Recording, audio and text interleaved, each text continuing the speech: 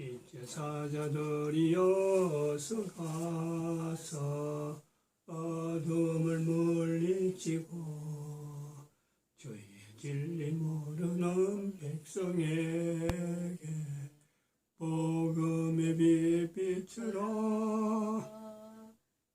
빛의 사자들이여 복음의 빛 비추라. 죄로운 밤 밝게 비춰라. 빛의 사자들이여. 선한 역. 하나님 말씀 여호수아서 1장입니다. 여호수아서 1장 1절에서 끝까지 말씀 교독하겠습니다. 1절 말씀 제가 먼저 받들어 봉독드립니다. 여호와의 종 모세가 죽은 후에 여호와께서 모세의 시종 눈의 아들 여호수아에게 일러 가라사대 네 종 모세가 죽었으니 이제 너는 이 모든 백성을 더불어 일어나 요단을 건너 내가 그를 곧 이스라엘 자손에게 주는 땅으로 가라. 너희가 하나님의 성전인 것과 하나님의 성령이 너희 안에 거하시는 것을 알지 못하느냐. 모든 정사와 권세와 능력과 주관하는 자와 이 세상과 오는 세상에 일컫는 모든 이름 위에 뛰어나게 하시고 또 만물을 그 발 아래 복종하게 하시고 그를 만물 위에 교회의 머리로 주셨느니라. 교회는 그의 몸이니 만물 안에서 만물을 충만케 하시는 자의 충만이니라. 평강의 하나님이 친히 너희로 온전히 거룩하게 하시고 또 너희 온 영과 혼과 몸이 우리 주 예수 그리스도 강림하실 때에 흠없게 보존되기를 원하노라. 너희를 부르시는 이는 미쁘시니 그가 또한 이루시리라. 진중에 두루다니며 백성에게 명하여 이르기를 양식을 예배하라. 3일 안에 너희가 이 요단을 건너 너희 하나님 여호와께서 너희에게 주사 얻게 하시는 땅을 얻기 위하여 들어갈 것임이라 하라. 오늘 2020년 4월 15일입니다. 선거일입니다. 21대 대한민국 총선 선거일. 두고두고 이날은 대한민국 역사가 어떻게 되든지 간에 또 앞으로 대한민국이라는 국호가 바뀌어서 어떻게 된다고 하더라도 적어도 예수님이 오실 때까지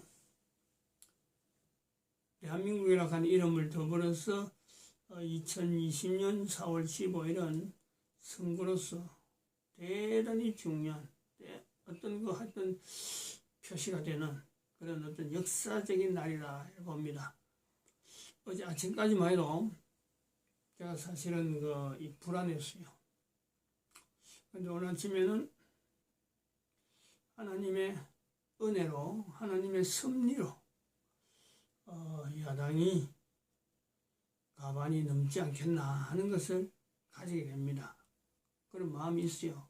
제 개인적인 마음이니까 어쩔 수 없습니다. 그래서 그 마음을 왜 이렇게 가졌느냐 하는 것에 대해서 하나님의 섭리가 어떻게 나타나느냐 하는 것을 아침에는 점검을 할 거예요. 한 3가지 정도만 나타내려고 하는데 첫 번째, 어제 아침이죠. 어제 새벽 마치고 아침에 정확한 시간은 몇인 줄 모르죠. 북한에서 도발을 했어요.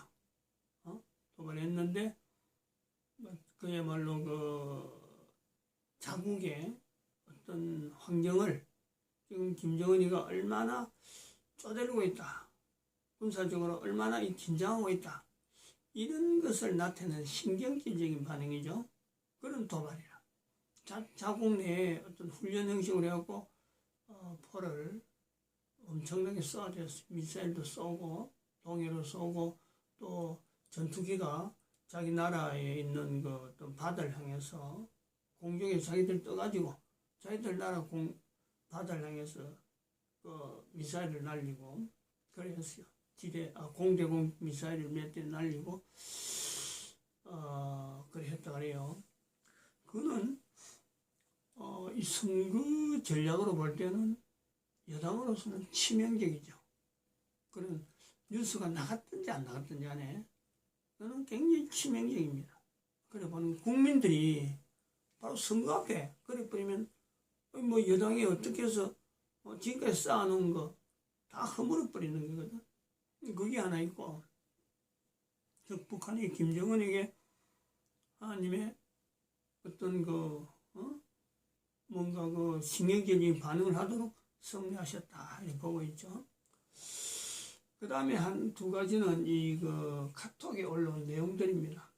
내용들 문장이 좀 긴데 두 사람의 각각의 문장이 두 사람을 한 사람씩 이제 내가 예를 들어 하는데 각각에 있는 사람들의 이 변화, 심중의 변화, 그걸 또 표현하려는 거예요. 카톡에 있는 건데, 여기 있는 내용을 제가 한 7분 분량 되면은 아마 꺼낼 것 같습니다. 12분 되면 꺼낼 것 같은데, 그럼 쭉 읽어오는 대로, 있는 대로 해도 그때까지는 읽겠습니다. 한 사람은 남자인데, 전 올해 43살이 된 나이 30살에 결혼해서 올해 11살이 된 딸을 가지고 있는 지극히 평범한 대한민국의 국민입니다. 제 아버지는 전라남도 연화주에서 태어나셔서 광주 서중, 광주 일고, 서울대학교 공과대학 나름 엘리트 코스를 밟으셨습니다.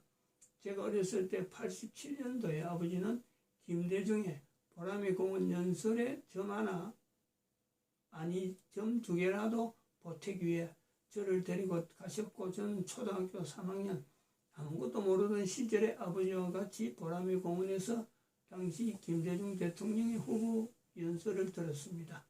그런 영향이었는지 저는 10대까지만 해도 김대중 대통령 당선을 진심으로 바랬었고, 당시 민자당은 아버지의 영향으로 대한민국 모든 악의 화신인 줄 알았습니다. 그리고 문단이 두 개 쩔어져서 저는 어렸을 때부터 역사를 좋아했는데 초등학교 6학년 여름방학 때 처음으로 삼성동 무역센터에 있는 교보문고인가 하는 대형 서점을 발견하고는 어린 나이에 매일같이 버스를 타고 당시 집이었던 엄마 아파트에서 교보문고를 가서 역사책 한 권을 방학 동안 다 읽었던 기억이 납니다.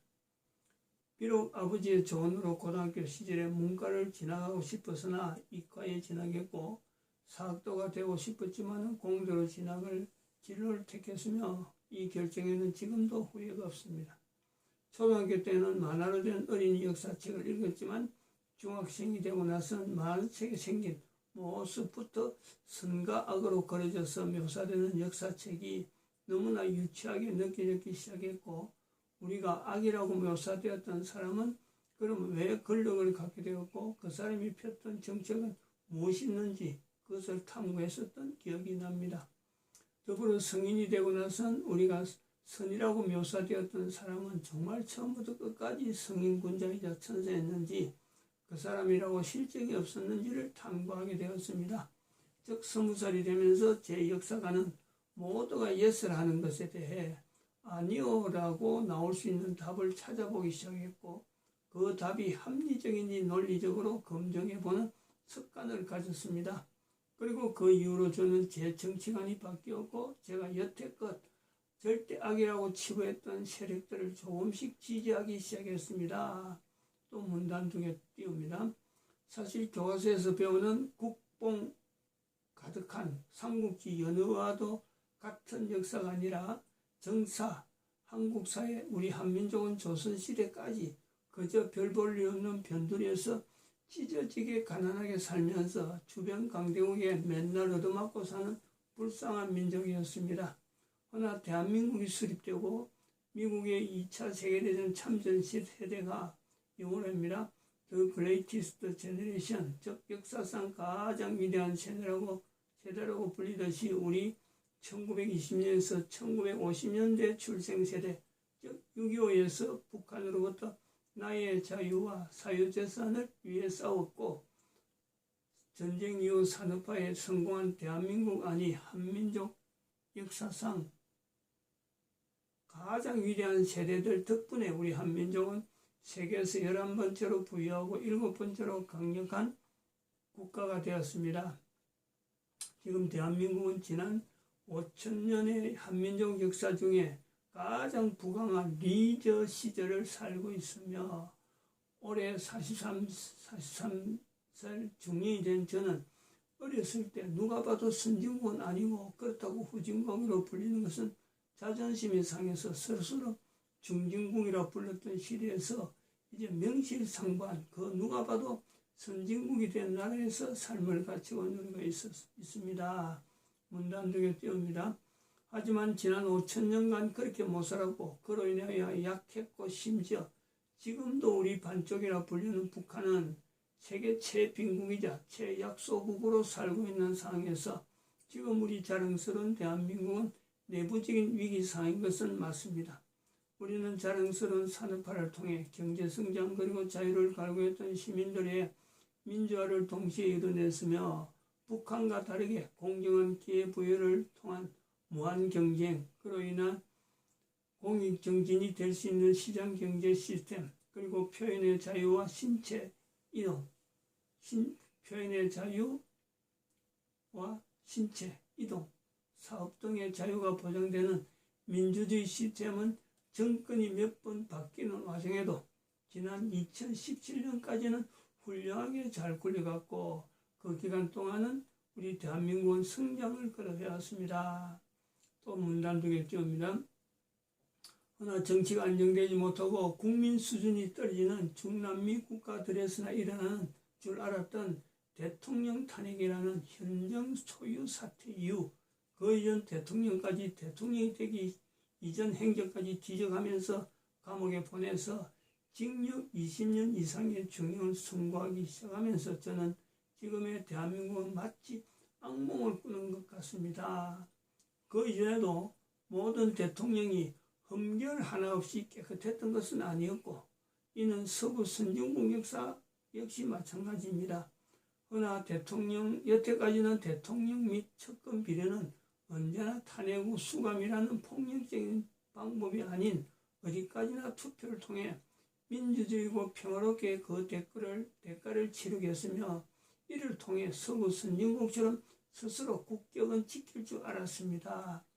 저는 또 문단속에 띄웁니다. 저는 비록 노무현 전 대통령을 지지하지 않았고 지금도 마찬가지지만 당시 노무현 전 대통령 탄핵 소추안이 가게 됐을 때 별 시덥지 않는 이유로 대통령을 탄핵시키는 것은 스스로 국격을 망치는 일이며 대부분의 대한민국 국민들은 나와 같은 생각을 할 것이다 라고 생각했고 제 나름대로 탄핵 소추안은 헌법재판소라는 잘 짜여진 상권 분립한 시스템으로 기각되었습니다.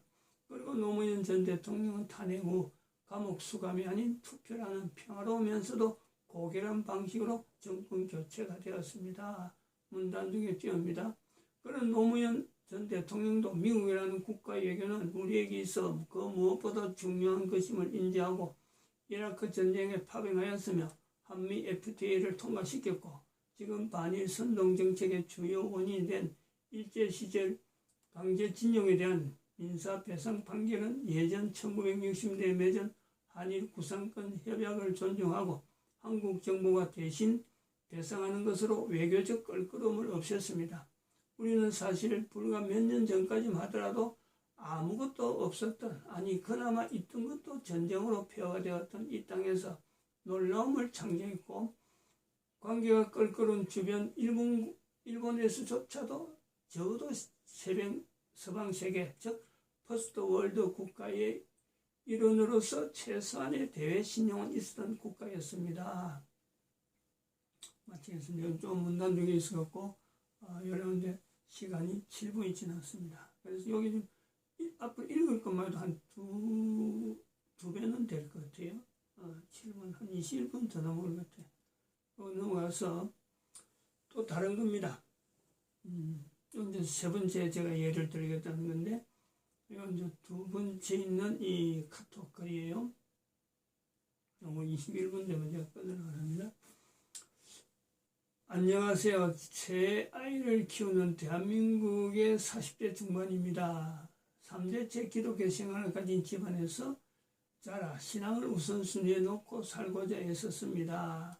지난 몇 주간 저는 제 인생의 가치 기준이 송두리째 흔들리는 충격 속에 살았습니다. 저는 대학 입학 후 학회라는 소모임에서 사회과학을 공부했습니다. 깊이 있게 공부한 것은 아니지만 당시 한 청년을 중심으로 한민족 통일운동 진영의 집회에도 여러 번 참석했습니다. 당시 사촌 언니가 그러한 쪽에는 막시즘을 기반으로 공부를 하고, 막시즘은 하나님을 부인한 유물론에 기초하기 때문에 조심해야 한다고 했습니다.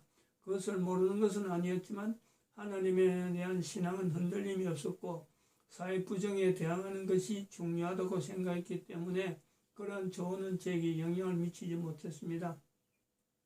김대중 대통령을 가장 존경했고 반공을 내세우며 부패를 일삼았던 보수 진영에 한 번도 표를 준 적이 없었습니다. 10여 년 전 육아에서 벗어나 아이들을 가르치기 일을 시작했는데 무엇보다 역사 공부가 재미있어 나름 열심히 공부했습니다. 박근혜 대통령 탄핵 당시 촛불 시위를 크게 응원하고요. 아이들과 광화문 집회에 참여하기도 했습니다. 아직 모든 것이 100% 잘못되었다고 말할 수는 없지만 많은 것이 뒤틀렸다는 것만큼은 확실히 알게 되어 이 글을 쓰게 되었습니다. 새 아이를 키우며 일과 살림을 해야 하는 저는 뉴스를 거의 보지 못했고 그저 하루하루 살아가기만 바빴습니다. 경건의 삶을 위해 하루에 적은 시간도 내놓지 못하다가 몇 달 전부터 은혜로 조금씩 하나님과의 교제를 회복하고 있었습니다. 한 경건 서적을 읽으며 하나님께서 이 사회에서 내게 요구하시는 영역은 어떤 것일까 놓고 묵상하게 되었습니다. 태극기 집회가 떠올랐습니다. 마음이 아팠습니다. 그분들은 무엇 때문에 그렇게 나가 소리치는 것일까? 어째서 수십 년 전 반공 이데올로기가 다시 살아나 이렇게 세대 간의 갈등이 일어나는 것일까 이해하기 어려웠습니다. 그러던 차에 코로나 사태가 터지며 온라인 안에서 많은 기도와 예배 모임이 생겨 한 예배에 동참했습니다. 보수적인 복음주의 운동을 하시는 단체라고 알고 있었는데 흘러나온 분위기가 조금씩 우파적 느낌이 들며 이건 뭐지? 이분들도 혹시 태극기 집회와 같은 생각을 하시나 하는 생각이 들었습니다. 머릿속이 복잡해지고 가슴이 답답해 왔습니다. 그러다가 우연히 검색 중 스치는 광고 같은 한 모습이 보였는데 이승만과 박정희 전 대통령의 사진과 함께 대한민국 역사를 알려면 이들을 제대로 알아야 한다. 그런 문구가 있었습니다. 이건 또 뭐야 하며 무시했지만 몇 번씩 그 잔상이 머릿속에 남아 떠올랐습니다. 이래저래 며칠 괴로운 심정을 안고 평소 신앙을 놔둔 집사님과 대화하게 되었고 그분께서 편견 없이 책을 읽어보라고 권해주었습니다. 청년 이승만과 같은 책과 함께 바쁘니 이런 영상도 함께하면 좋겠다며 이용훈 교수님 영상을 보내주었습니다. 그 말 많았던 반일 종족주의와 관련된 내용이었습니다. 내가 여기까지 왔다니 충격적이면서도 혼란한 마음이 혼자였습니다. 그래 한번 들어나 보자 하고 밤에 설거지하며 잠자리에 들기까지 1.5배속으로 몇 강의를 들었습니다. 비판할 만한 글을 찾기 위해서 촉을 세우고 들었습니다. 그래도 그 안에 큰 공감이 가는 몇 가지들도 있었습니다. 이승만 학당이라는 명칭이 의아하기도 했습니다. 그러다가 카톡 기독방에 올라왔던 히즈코리아 2호 목사님의 이승만 강의를 듣게 되었습니다. 처음에는 정말 그분이 그렇게 똑똑하셨나, 정말 그렇게 하나님을 깊이 만나셨나 하며 의아했습니다. 이상재 선생님을 전도했던 이야기, 공산주의 멸망과 일본의 미국 공격에 대한 선견적 이야기, 토지 유상 매입, 유상 분배를 단행했던 이야기, 메가더와의 이야기, 반공 포로 석방 이야기, 하나님이 세운 대한민국을 돕는 것이 미국을 세운 하나님의 뜻이다라고 주장했던 이야기, 도무지 처음 듣는 이야기들은 너무나 믿기지 않았습니다. 이게 정말인가? 들으면 들을수록 이것은 이승만 이야기가 아닌 이승만을 통하여 일하신 하나님의 이야기. 앞에 문장에 그 갈로를 해놨습니다. 라는 사실에 너무나 놀라웠습니다.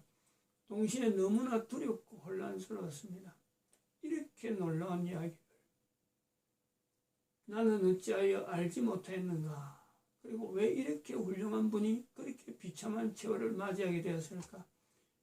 7강까지 다 듣고 나니 우리가 잘 아는 그분의 확실한 과실도 있었습니다. 그러나 그분은 4.19 혁명이 일어난 그날까지도 부정선거의 진실을 알지 못하셨고 이후에 사실을 알고 부패에 맞선 청년들을 칭찬했다고 하니 정말 다행이다 싶었습니다.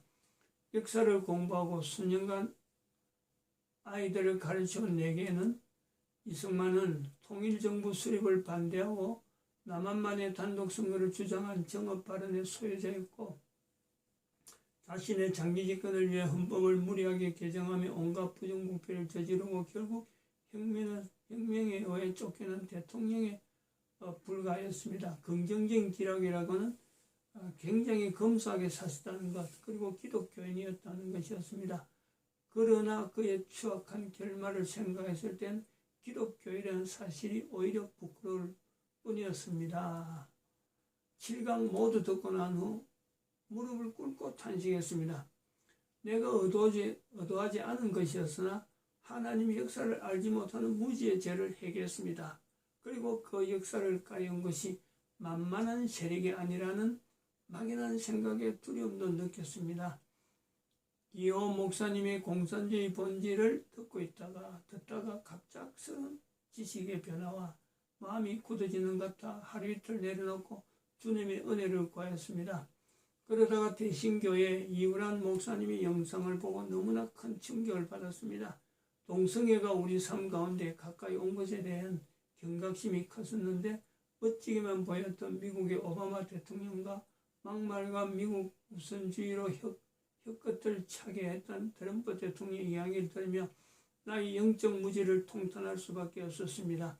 지금이 어느 시대인데 공산주의 탈행인가 생각했고 지금도 어색함은 여전합니다. 그러나 하나님을 대적하는 절대적 인본주의가 사상과 신념을 넘어 종교성을 띈 것이 바로 공산주의고 이것이 지금은 소수의 인권보호라는 이름으로 동성애, 이슬람과 같은 반기독교적 세력과 흐름을 같이 하고 있다는 것이 너무나 충격적이었습니다. 영적인 눈으로 보아야만 이 진실의 심각성을 깨달을 수 있다는 생각이 들었습니다. 말로만 듣던 정광훈 목사님의 설교도 몇 번 들었습니다. 직설적인 합법과 독단적으로 보이는 행동들이 정서상으로는 평안하지 않았지만 깊은 말씀의 중심은 복음적이고 하나님 앞에 서신 분이라는 생각이 들었습니다. 이것을 많은 사람에게 알려야 한다는 강박관념이 생기기 시작했습니다. 그래서 열흘 전부터 글을 써야겠다는 생각을 했습니다. 그러나 나의 감정과 생각이 하나님보다 앞서고 있다는 생각이 들었습니다. 오직 주의 은혜라는 정광훈 목사를 오해하는 한국교회 목회자들의 성도들에게 등의 메시지 또 시편의 말씀과 기도로 하나님의 임재를 벗어난 나의 주장이 더욱 무섭다는 생각이 들어 주님의 감동이 주시기 전까지는 잠잠히 기도하는 자리에 하였습니다. 요즘 22분이니까 여기서 마치겠습니다. 이것도 아주 금방 끝나네. 이거 다 할게요. 이거 얼마 남았냐. 그리고 며칠 보내면 나의 힘으로 할 수 있는 일은 아무것도 않지. 삽시를 인정하고 요동치는 제 마음을 주님 앞에 내려놓고자 했습니다. 이제는 평온한 마음으로 며칠 동안 고민하며 조각조각 쓰던 것을 정리하려고 합니다. 트럼프를 당선시킨 PC의 정체, 책 읽은 사자님, BON 김명 대표님, 희적코리아 이호 목사님, 버크TV 김성한 목 대표님, 사랑침례교회 정동수 목사님, 김용희 TV, 비상한 시대, 비상한 기도, 더크로스 처치 예배의 등의 영상과 말씀을 드리며 이번 총선과 이날 위해 주님의 간섭하심 있기를 기도합니다. 우리 교회가 깨어서 온 세상 만물을 다스리는 하나님의 관점을 갖기를 기도합니다. 우리는 모두 연약합니다. 지극히 연약한 죄성에 너무 쉽게 휘둘리는 우리들입니다. 그러한 우리들이 있는 그대로 받아주신 예수 그리스도의 긍휼과 은혜, 우리는 그 은혜로 살았고 이제 그분과 함께 살아갈 수 있는 특권을 받은 사람들입니다. 의에 목마르고 진리에 당당하기를, 나와 다른 지체를 쉽게 정죄하지 않고 성령 안에서 하나됨을 위하여 주님 앞에 무릎 꿇는 우리가 되기를 기도합니다. 4월 11일 저는 남편과 사전 투표를 하였습니다. 생전 처음으로 진보라고 믿었던 그들에게 표를 주지 않았습니다. 미국의 많은 복음주의 기독교인들이 트럼프를 좋아해서가 아니라 성경적 가치를 구현하는데 힐러리보다 낫다고 생각했기에 표를 주었던 것처럼, 저는 우리의 아이들이 살아갈 이 땅이 성경의 가치를 자유롭게 말할 수 있는 신앙의 자유가 보존되는 나라가 되기를 간절히 바라고 기도합니다.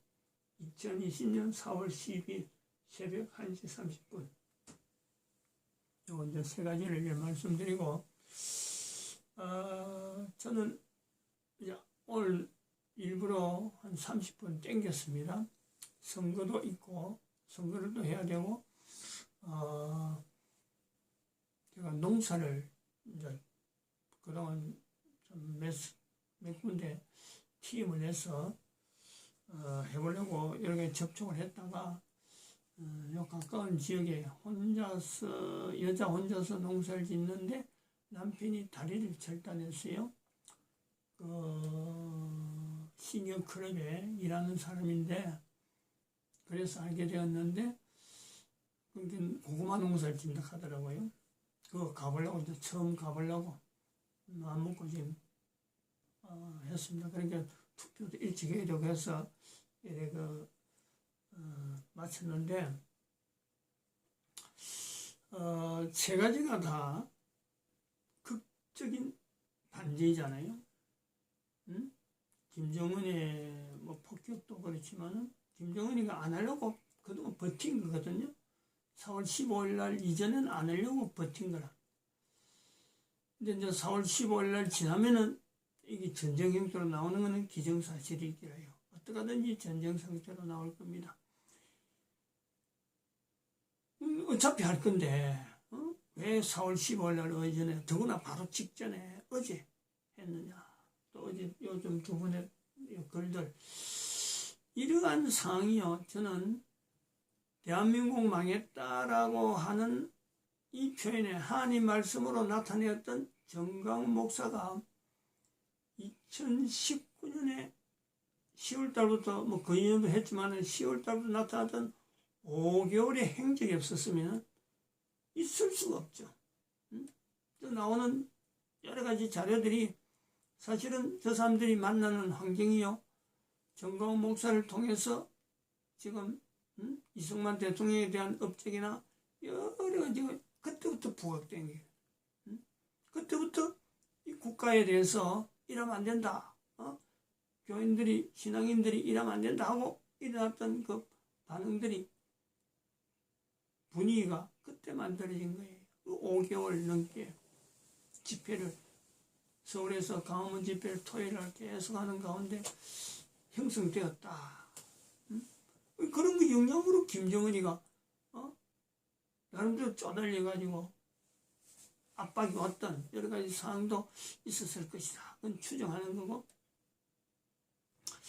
제가 기대를 하는 것은 뭐냐면, 저 내용을 통해서 제가 기대를 합니다.